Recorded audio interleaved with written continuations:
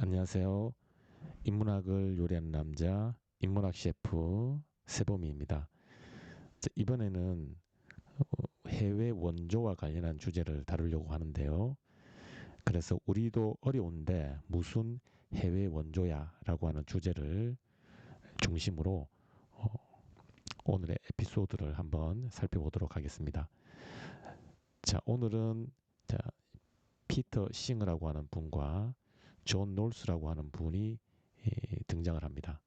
자, 그리고 이 두 분과 제가 토론하는 내용에 주의를 잘 기울이시면 여기에 있는 이 이론들을 여러분들이 수월하게 흡수할 수 있을 것이라고 확신합니다.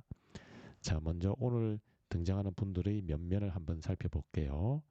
자, 먼저 피터 싱어 그리고 존 롤스 두 분의 이 논의에 귀를 기울이면서 오늘의 주제를 들어가도록 하겠습니다. 자, 먼저 본격적으로 주제에 들어가기 앞서서 에피소드를 하나 소개할게요. 자, 민정이와 보미는 휴가를 내어 해외의 K 국가로 여행을 갔습니다. 자, K 국가는 관광 수입을 벌어들이기 위해 중심 도시를 화려한 관광 단지로 조성한 상태입니다. 민정이와 보미는 편의시설이 잘 마련된 관광단지에서 몸과 마음의 휴식을 취하면서 즐기지요. 자, 그러던 어느 날 민정이와 보미는 색다른 경험을 위해 도시 중심가에서 멀리 떨어진 지역으로 들어갑니다. 자, 그런데 화려한 중심 도시와는 달리 그곳은 굶주리고 병든 사람들이 거리에 널브러져 있습니다. 자, 민정이와 보미를 볼 때마다 먹을 것을 달라고 매달립니다. 이뿐만 아니라 어떤 사람들은 질병을 치료받지 못해 불편한 몸을 거리로 배회하거나 불편한 몸으로 거리를 배회하거나 길바닥에 그대로 누워 그저 숨만 쉬고 있습니다. 이때 민정이는 기아와 질병에 고통받는 사람들이 너무 안타까워 보미에게 어떤 제안을 합니다. 자, 민정이는 보미에게 한국으로 돌아가면 소득의 일부를 함께 기부하자고 제안하지요. 한국으로 돌아온 민정이는 K국가의 사회적 약자를 돕기 위해 믿을 만한 긴급 구호단체를 알아봅니다. 하지만 보미는 민정이의 제안을 거절하지요. 자, 보미의 입장에 따르면 K국가에서 배고픔과 질병에 시달리는 사람들이 지원을 받는데 익숙해지면 그들 스스로 고통에서 벗어날 수 있는 의지와 힘이 약해질 수 있어요. 그래서 보미는 K국가를 위한 해외 원조 활동에 참여하지 않습니다. 자, 우리 에피소드에서 확인할 수 있는 부분은 어, 빈곤한 국가의 사람들, 질병과 기아에 시달리고 있는 국가의 사람들을 위해서 해외 원조의 손길을 뻗칠 것이냐와 관련하여 어, 민정이의 경우는 적극적으로 해외 원조의 손길을 뻗치자. 그래서 기부단체를 통해서 기부를 하자는 제안이고 반면에 보미는 오히려 그러한 기부가 그들 스스로의 자력을 방해할 수 있기 때문에 스스로 일어설 수 있는 힘을 방해할 수 있기 때문에 해외 원조는 적절하지 않다. 자, 이렇게 입장이 서로 달리 갈리고 있습니다. 자, 이 에피소드와 관련해서 제가 먼저 말문을 트겠습니다. 기아와 질병으로 고통받는 해외 사람들을 도울 필요가 있을까요? 보미의 견해처럼 그들에 대한 도움이 오히려 그들을 더욱 고통의 늪에서 헤어나지 못하게 하는 결과를 초래할 수도 있지 않겠습니까? 자, 이러한 저의 문제 제기에 대해서 싱어 선생님께서 해외 원조는 의무입니다. 자, 우리는 빈곤과 질병으로 고통받는 약자를 도와야 합니다. 이건 선택이 아닌 의무입니다. 만약 타인을 돕는 과정에서 나의 생명을 잃거나 그동안 이루어온 나의 모든 성과를 내주어야 한다면 해외 원조를 도덕적 의무로 강제할 수는 없어요. 즉, 선택의 문제로 남겨두고 개인의 자율적 판단에 맡겨야 합니다. 자율적 선택임에도 어떤 사람이 상당한 희생을 감수하면서 타인을 돕는 선택을 하는 그러한 선행을 한다면 우리는 그 사람을 칭송하고 성인으로 기리기도 합니다. 한국의 고 이수연님이나 테레사 수녀님 같은 분은 성인으로 칭송할 수 있죠. 자, 그래서 먼저 해외 원조는 이것은 선택의 문제인가 아니면 의무의 문제인가, 즉 반드시 도덕적으로 반드시 실천으로 옮겨야 하는 의무의 문제인가. 자, 이 여기와 관련하여 우리 피터 싱어 선생님께서는 만약에 해외 원조를 하는 과정에서 엄청난 희생을 치러야 된다. 예를 들면 자기가 그동안 이뤄놓은 모든 성과를 내주거나 심지어 생명을 잃을 수도 있다라고 하면 그 해외 원조의 문제를 도덕적 의무로 우리가 권유 혹은 강요할 수가 없다는 것이에요. 어, 즉 그 해외 원조의 문제는 선택의 문제로 남겨두어야 된다는 것입니다. 만약에 선택의 문제임에도 불구하고 기꺼이 상당한 희생을 감수하면서 어, 타인을 돕는 이타적 행위를 하는 사람이 있다. 실제로 그런 사람이 있다면 우리는 그 사람을 성인이다, 세인트다 이렇게 칭송할 수가 있다는 것이죠. 예를 들면 우리 일본에서 지하철 선로에 빠져서 목숨의 위협에 처한 사람을 구하고 하늘이 별이 되신 이수연님이나 평생을 병약한 사람들을 위해서 희생하신 테레사 수녀님 같은 분을 우리가 성인으로 칭송할 수 있다.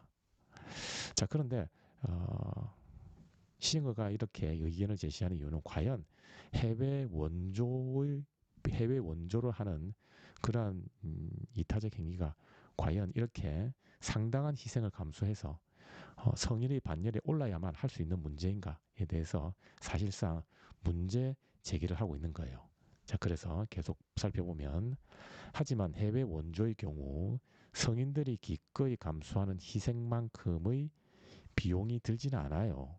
특히 부유한 국가의 사람들이 약간의 사치만 자제하면 빈곤한 국가의 생명을 구할 수가 있어요. 즉 해외 원조는 성인 같은 분에게 기대할 수 있는 초과 의무가 아닙니다.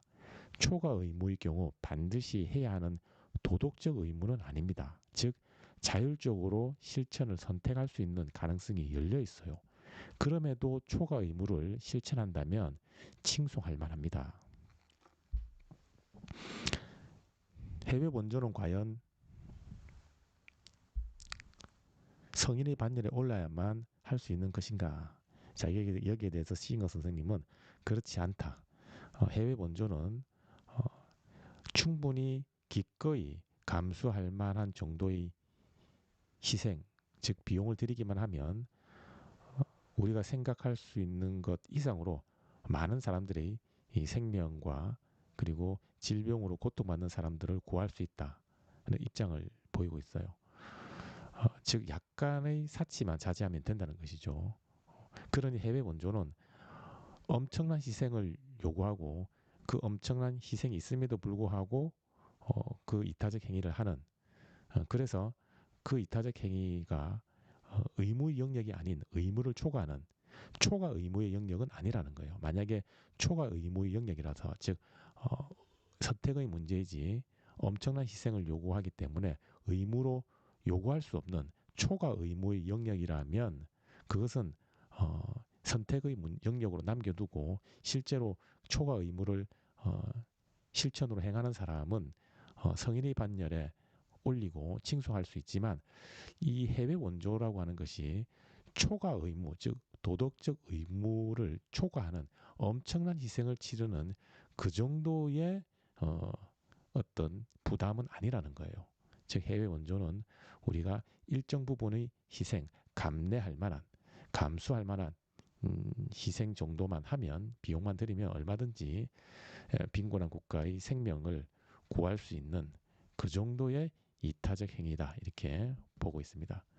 따라서 해외 원조는 개인의 선택의 문제가 아니라 의무의 영역이다. 즉 도덕적 의무의 영역으로 우리가 설정하고 적극적으로 권장해야 된다. 이런 입장을 취하는 셈이죠. 자, 이어서 제가 싱어 선생님께서 초과 의무로서 선행과 도덕적 의무 사이의 차이를 잘 보여주셨습니다. 그런데 해외 원조가 왜 인간이 마땅히 따라야 하는 보편적 의무인지에 대한 설명으로는 충분하지 않아요. 즉 해외 원조를 도덕적 의무로 규정하는 근거를 명확하게 밝혀주세요. 자, 그래서 우리 시ing어 선생님은 해외 원조는 개인의 선택의 문제인가 도덕적 의무의 문제인가와 관련해서 해외 원조는 어, 선택이 아닌 도덕적 의무의 영역이다라고 밝혀주셨어요. 그래서 제가 도덕적 의무의 영역이라면 그 근거가 무엇입니까? 이렇게 문제를 제기한 것이지요. 자, 여기서 시잉어 선생님께서 인간의 이익뿐만 아니라 인간 아닌 동물종의 이익도 우리는 공평하게 고려해야 합니다. 즉 인간들 사이의 이익에 차별적인 가중치를 부여할 수 없습니다. 그래서 백인, 남성, 노예 주인의 이익과 흑인, 남성이 아닌 여성, 주인이 아닌 노예의 이익을 차별하지 않아요. 자, 이뿐만 아니라 인간과 인간 아닌 동물들 사이의 이익에도 가중치를 차별적으로 부여할 수가 없어요. 그래서 인간 종이 아니라는 이유로 인간의 이익을 동물의 이익보다 우위에 두진 않습니다. 자, 그 근거와 관련해서 시잉어 선생님께서는 논의를 전개하고 있는데, 즉 왜 해외 원조가 도덕적 의무인가? 예, 이와 관련해서 시잉어 선생님께서 강조하시는 부분은 바로 이 공평성입니다. 공평성. 시잉어 선생님의 관점에 따르면 인간들 사이에 그 인간의 이 피부색이 어떠하든 그리고 그 인간이 어떤 지위와 계급에 놓여 있든 그리고 그 인간의 성별이 어떻든 우리는 어, 인종, 성별, 사회적 지위 이런 것들과 무관하게 그 인간을 어, 똑같이 동일하게 도덕적으로 고려를 해야 된다는 것이에요. 즉 성별이 이 여성이라는 이유로 그리고 사회적 지위가 노예라는 이유로 혹은 피부색이 흑인이라는 이유로 혹은 성별이 여성이라는 이유로 어, 함부로 대해서는 안 된다는 거예요. 즉 모두 인간이라는 이유만으로 도덕적으로 동등하게 평등하게 우리가 고려를 해야 된다는 것입니다. 즉 도덕적 지위를 보장해 주어야 된다는 것이죠. 마찬가지로 이 시잉어 선생님의 견해에 따르면 인간을 넘어서 인간과 인간 아닌 동물에 대해서도 우리가 인간의 이익을 인간 아닌 동물의 이익보다 우선시하고 인간을 인간 아닌 동물보다 어,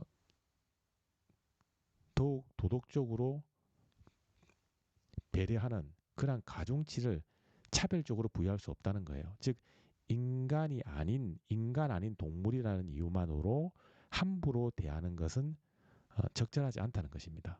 즉 이분의 결론은 결국은 인간들 사이에 그리고 인간과 인간 아닌 동물들 사이에 이러한 이 차별 없이 모두 공평하게 도덕적 지위를 지닌다는 거예요. 즉 그 누구도 인간 아닌 동물의 경우에도 함부로 인간을 위한 수단으로 취급해서는 안 된다는 거예요. 즉 인간과 인간 아닌 동물들 사이에 이익을 공평하게 고려하고 있다. 즉 어, 함부로 어떤 목적을 위한 수단으로 물건처럼 취급하면 안 된다는 것이 이분의 입장이고 즉 공평성을 강조하고 있죠. 자, 이어서 그럼 싱어 선생님은 인간을 포함한 인간 아닌 동물의 이익을 동등하게 고려하고 있습니다. 이러한 입장이 혹시 공리주의를 지지하는 싱어 선생님의 입장과 관련이 있습니까? 먼저 피터 싱어 선생님은 공리주의의 이 이론을 자신의 이론을 전개하기 위한 어, 바탕으로 삼고 있어요. 즉 최대 다수의 최대 행복이라고 하는 유용성 혹은 사회적 공중적 차원의 쾌락을 도덕적 판단의 기준으로 삼는 그런 공리주의의 이론을 어, 자신의 이론을 전개하기 위한 음, 바탕으로 삼고 있는데 어, 혹시 싱어 선생님께서 인간과 인간 아닌 동물들 사이의 이익을 평등하게 고려하고 있는 것이 이러한 공리주의 입장과 사실상 관련되는 것이 아니냐 제가 이렇게 여쭈었더니 싱어 선생님께서 물론입니다. 제 입장을 뒷받침하기 위해서 저는 이익의 평등한 고려의 원칙 혹은 이익평등 고려의 원칙을 도덕적 의무의 근거로 제안합니다. 이익의 평등한 고려의 원칙은 예견되는 행위의 결과로서 공중적 차원의 이익을 고려하는 공리주의의 바탕을 두고 있어요. 그래서 이 원칙은 사람들 사이의 쾌락, 행복을 계산하는 벤담의 입장에서 비롯합니다. 자, 벤담이 최대 다수의 최대 행복을 만족시키는 쾌락, 행복을 계산하는 방식에 따르면 특정 사람의 행복을 다른 사람의 행복보다 더 중요하게 간주해서는 안 됩니다. 즉 모든 사람의 쾌락과 행복을 하나로 간주하며 하나 이상으로 간주하지 않습니다. 결국 특정 사람의 행복에 가중치를 부여해서는 안 되는 셈이죠. 단 벤담은 행복을 극대화하는 유용성의 원리를 선악의 판단 기준으로 설정하지만 저는 고통을 최소화하는 원리를 선악의 판단 기준으로 설정을 합니다. 자, 먼저 우리 벤담 선생님은 어, 공리주의자로 분류되고 대표적인 공리주의자죠. 실제로 이 공리주의 이론을 제안하신 분이기도 하고 그래서 해배 원조가 혹은 동물의 권리를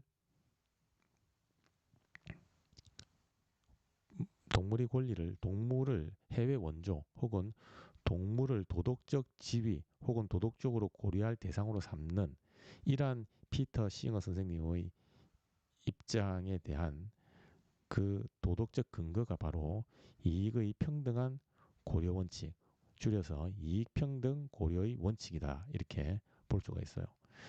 즉, 이 피터 싱어 선생님은 음, 동물을 도덕적으로 고려해야 된다는 것. 즉 동물을 인간의 목적 실현을 위한 수단으로 함부로 대해서는 안 된다는 것. 즉 동물에게 도덕적 지위를 부여해야 된다는 그 입장과 그리고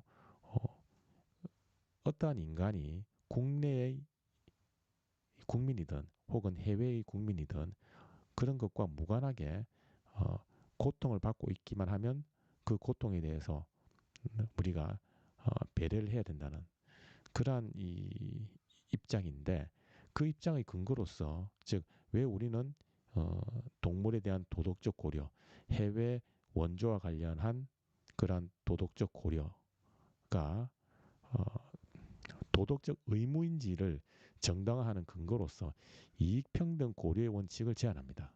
자, 그런데 이 이익평등 고려의 원칙은 공리주의의 바탕을 두고 있어요. 즉 공리주의는 어떤 어, 도덕적 선악을 판단할 때 유용성을 강조를 합니다. 유용성, 보통 유틸리티, 유용성이라고 하는 건데 유용성은 사회적 차원의 이 쾌락, 행복을 증진하는데 방점을 두고 있어요. 사회적 차원의 쾌락과 행복을 증진하려면 어떻게 해야 될까요? 쾌락과 행복, 이 쾌락과 행복은 극대화하고 고통과 불행은 최소화를 해야 되는 거예요. 그래야만 이 쾌락과 행복이라고 하는 이 베너핏, 즉 이익이 고통과 불행이라고 하는 비용, 코스트보다 월등히 압도적으로 높아지기 때문에 사회적 차원의 쾌락과 행복이라고 하는 이 유용성이 커지게 되는 것입니다.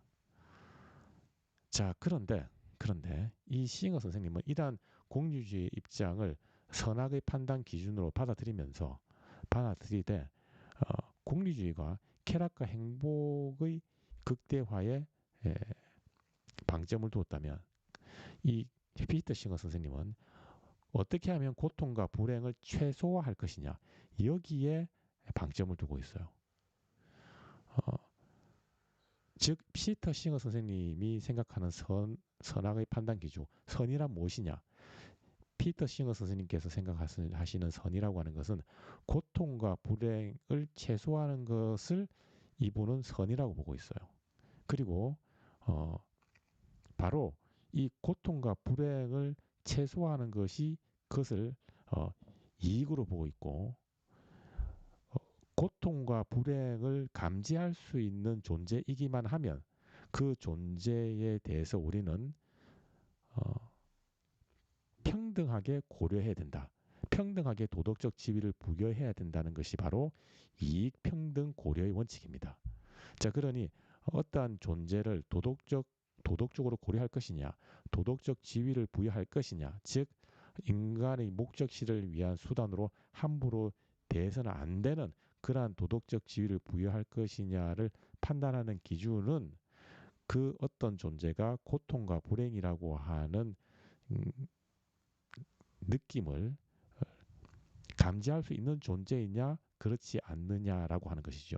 만약에 그 어떤 존재가 고통과 불행을 감지할 수 있는 존재이기만 한다면 그 존재에게 도덕적 지위를 부여하고 그 존재를 우리가 함부로 어, 어떤 목적실을 위한 수단으로 함부로 대해서는 안 된다라고 하는 것이 이익평등 고려의 원칙의 핵심적인 방향성이다 이렇게 볼 수가 있어요. 자, 이어서 그러니 이익의 평등한 고려의 원칙, 즉 이익평등 고려의 원칙에서 이익은 고통의 최소화를 의미합니다. 결국 이익의 평등한 고려의 원칙은 인간과 동물이 직면할 수 있는 고통을 동등한 감각적 경험으로 간주합니다. 그러니 인간이 직면하는 고통을 적극적으로 고려하는 반면 동물이 직면하는 고통을 무시하는 태도는 정당화될 수가 없습니다. 자, 결국 이익의 평등한 고려의 원칙에 따르면 인간 아닌 어떤 존재가 고통을 감지할 수만 있다면 그 존재를 인간과 동등하게 도덕적으로 배려해야 하는 셈이죠. 따라서 어떤 존재가 인간이든 인간이 아닌 동물이든 그리고 인간의 국적, 인종, 종교, 성별이 무엇이든 고통을 감지할 수만 있다면 우리는 그 존재를 도덕적으로 고려해야 합니다. 즉 어떤 존재가 고통을 느낄 수만 있다면 우리는 그 존재에게 도덕적 지위를 부여해야 하지요. 우리는 어떤 존재에게 도덕적 지위를 부여해야 하는가? 자, 이 문제에 대해서 피터 싱어 선생님은 도덕적 지위를 부여할 수 있는 유일한 기준은 고통을 감지할 수 있느냐, 그렇지 않느냐라고 하는 것이에요. 자, 그래서 그 인간의 국적이 무엇이든, 인종이 무엇이든, 성별이 무엇이고 종교가 무엇이든, 즉 어떠한 인간의 국적, 인종, 종교, 성별과 무관하게 고통을 느낄 수 있는 존재이기만 하면 도덕적 지위를 부여해야 한다는 거예요. 함부로 인간의 목적실을 위한 수단으로 취급해서는 안 된다는 것이죠. 마찬가지로 인간을 포함해서 인간 아닌 동물이라 할지라도 그 동물이 어떤 신경 시스템을 갖추고 중추신경 시스템을 갖추고 고통을 감지할 수 있기만 한다면 우리는 그 동물로서의 존재에 대해서 도덕적 지위를 부여해야 한다는 거예요. 즉 어떤 목적실을 위한 수단으로 함부로 취급해서는 안 된다는 거예요. 즉 고통을 감지할 수만 있다면 이 고통을 감지할 수만 있다면 그 존재에게는 그 존재에게는 평등하게 도덕적 지위를 부여해야 한다. 이것이 바로 피터 싱어 선생님의 이익 평등 고려의 원칙이다. 이렇게 볼 수가 있습니다. 자, 물론 이제 우리가 이제 계속해서 이제 논의를 이야기하겠지만 지금 이 주제의 오늘 주제의 핵심적인 쟁점, 즉 해외 원조와 관련해서 어떠한 사람이 국내의 국민이든 혹은 해외에 살고 있든 간에 해외의 빈곤한 국가의 국민으로서 질병과 고통에 시달리고 있다면 그 사람이 국내의 국민이든 혹은 국민이 아니든 오직 고통을 감지할 수 있다. 고통에 괴로워하고 있기만 하면 우리는 그 존재를 도덕적으로 고려해야 됩니다. 즉 도덕적 지위를 부여해서 그 존재를 함부로 취급하면 안 되고 우리가 적극적으로 배려해야 한다는 입장인 것이죠. 즉 결국 이 피터 싱어 선생님은 동물을 우리가 함부로 대해서는 안 되는 이유, 그리고 빈곤한 국가의 국민, 즉 자국민이 아니라는 이유로 우리가 그들의 고통과 괴로움을 간과 무시해서는 안 된다는 그 근본적인 이 근거를 바로 이익의 평등한 고려의 원칙 혹은 이익 평등 고려의 원칙에 두고 있다라고 하는 것을 우리가 어, 파악을 할 수가 있습니다. 자, 이어서 자, 그럼에도 불구하고 이익 평등 고려의 원칙을 인간을 넘어 동물의 범위까지 확장하는 측면에 대해 저는 솔직히 좀 난감합니다. 물론 인종차별주의와 성차별주의를 이익의 평등한 고려의 원칙을 바탕으로 반박할 수는 있다고 생각합니다. 그래서 충분히 공감할 수 있어요. 하지만 종차별주의를 이익의 평등한 고려의 원칙을 바탕으로 반박하는 입장에 대해서는 거부감이 듭니다. 어떻게 인간을 동물과 동급으로 취급할 수 있습니까? 자, 우리는 인간과 인간과 동물에게 동일한 도덕적 지위를 부여할 수 있는가? 자, 이 문제에 대해서 어, 피터 싱어 선생님은 이익평등 고려의 원칙에 따라서 어, 동물도 인간과 마찬가지로 동등한 도덕적 지위를 부여할 수 있다는 거예요. 즉 어떤 목적 실현을 위한 수단으로 함부로 취급해서는 안 된다는 것이죠. 자, 그러니 우리가 함부로 동물 실험을 하거나 어, 인간의 이 식욕을 채우기 위한 먹이로 이용하거나 이런 부분에 대해서 굉장히 어, 거부감을 가지고 있는 입장이다 이렇게 볼 수가 있어요. 음, 그런데 그 근거를 이익평등 고려의 원칙에 두고 있어요. 즉 어떠한 존재가 고통을 느끼느냐 그렇지 않느냐를 기준으로 도덕적 지위를 부여한다는 것이죠. 그런데 이 동물은 고통을 느끼는 존재라는 거예요. 그래서 함부로 대해서는 안 된다 이런 입장인데 어, 어떠한 이 어떠한 어떠한이라기보다는 직관적으로 그러면 이익평등 고려 원칙을 근거로 해서 인종차별주의 즉 백인이냐 흑인이냐를 기준으로 어, 도덕적 지위를 부여할 것이냐 하지 않을 것이냐라고 하는 것 그리고 어, 단지 흑인이라는 이유로 그 인간을 함부로 대하는 것 그리고 어, 남성이 아니라 여성이라는 이유로 그 인간을 함부로 대하는 것 결국 인종차별주의와 성차별주의에 대해서는 이익평등 고려의 원칙을 바탕으로 그것이 잘못되었다, 문제가 있다 이렇게 문제제기하는 것에 대해서 어떤 직관적으로 충분히 받아들일 수 있다는 거예요. 그런데 분명히 인간은 동물과는 특별한 지위를 갖는 것으로 우리가 그렇게 교육을 받아왔어요. 즉 인간과 인간 아닌 동물들 사이에는 건널 수 없는 강이 있다는 거예요. 인간과 인간 아닌 동물들 사이에는 질적 차이가 있다는 거죠. 예를 들면 인간은 호모 사피엔스라고 그러지 않습니까? 호모 사피엔스 즉 생각하는 동물. 지적 능력을 가지고 있고 말을 할 수가 있고 해서는 안 되는 행위를 하지 않는 도덕적 역량을 가지고 있어요.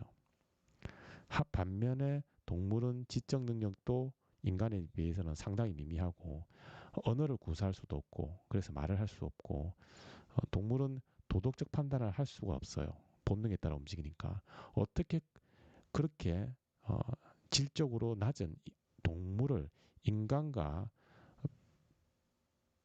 똑같이 도덕적 지위를 부여할 수 있느냐? 부여할 수 있느냐?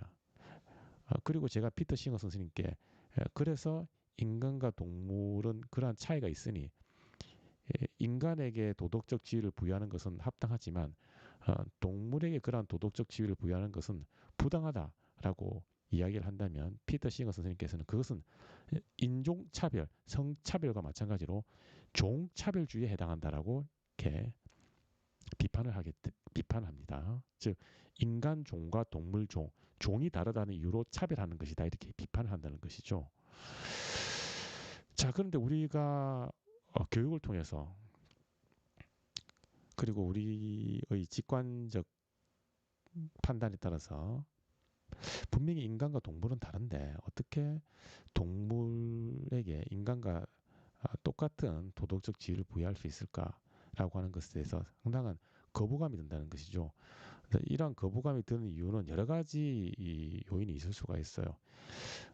예를 들어서 음, 서구의 기독교 전통의 경우에는 어, 인간 아닌 다른 존재를 인간이 부릴 수 있고 정복할 수 있다.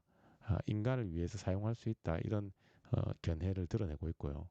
그리고 서양의 윤리학자인 칸트의 경우도 어, 인간에 대해서는 그 인간을 수단으로 취급해서는 안 되지만 동물에 대해서는 우리가 수단으로 취급할 수 있다라고 보고 있어요. 왜냐하면 동물은 스스로 어떠한 도덕적 원리를 세우고 그 도덕적 원리를 따를 수 있는 자율성이 없기 때문에 동물은 인간을 위한 수단으로 취급할 수 있다. 이런 입장을 보이고 있죠. 자, 그래서 이런 입장과 문화에서 교육을 받아온 우리는 동물과 인간은 뭔가 달라. 그런 관점이 매우 강합니다. 그런데 피터 싱어 선생님께서는 고통을 느낄 수 있다는 공통 분모가 있기 때문에 동물도 인간과 마찬가지로 똑같은 어, 평등하게 도덕적 지위를 부여할 수 있다. 이런 관점을 제시하시니 제가 직관적으로 어떤 공감할 수 없다. 거부감이 든다라고 제가 이렇게 반박을 일단 제기를 했습니다. 여기에 대해서 우리 시잉어 선생님께서는 과연 어떤 제안을 할까요?